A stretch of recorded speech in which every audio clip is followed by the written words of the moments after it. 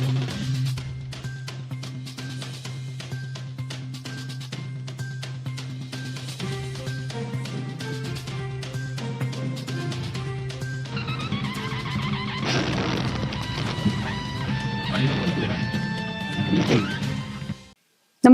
आपण पाहता Hirkani news. Hirkani news प्रत्येक क्षण ताज्या घडामोडी आणि महत्त्वाच्या प्रत्येक बातमीसाठी नेहमी तत्पर. सांगलीत सराईत चोरटा ताब्यात. मोबाईल शोरूम आणि दुकाने फोडून धुमाकूळ घालणाऱ्या एका सराईत चोरट्याला विश्रामबाग पोलिसांनी अवघ्या काही तासात बेड्या ठोकल्या.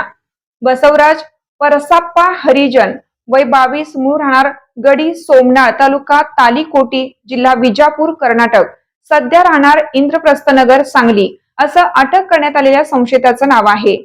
त्याच्याकडून घरफोडीच्या 4 वेगवेगळ्या गुन्ह्यातील तब्बल 11,09,986 रुपयांचा मुद्देमाल जप्त करण्यात आला.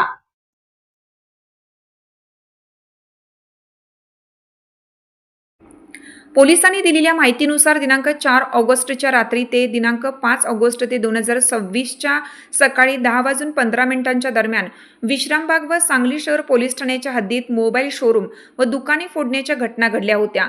या प्रकरणी प्रदीप गजानन देसाई वय 64, नंदकुमार उत्तम भोसले वय 32, मनोज कुमार प्रकाश वारे वय 45 आणि मोहन नारायण वाचाली वय 55 यांनी तक्रार दाखल केल्या होत्या. यावरून विश्रामबाग पोलीस ठाण्यात 3 तर सांगली शहर पोलीस ठाण्यात 1 असे घरफोडीचे गुन्हे दाखल करण्यात आले होते.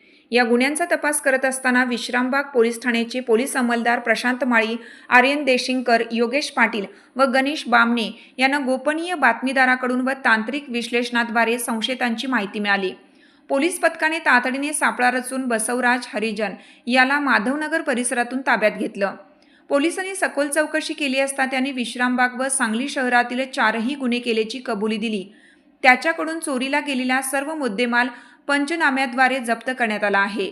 ही कारवाई पोलीस अधीक्षक तुषार दोशी, अप्पर पोलीस अधीक्षक कल्पना बारवकर, उपविभागीय अधिकारी अजय कोकाटे आणि निरीक्षक सुधीर भालेराव यांच्या मार्गदर्शनाखाली पथकाने केली.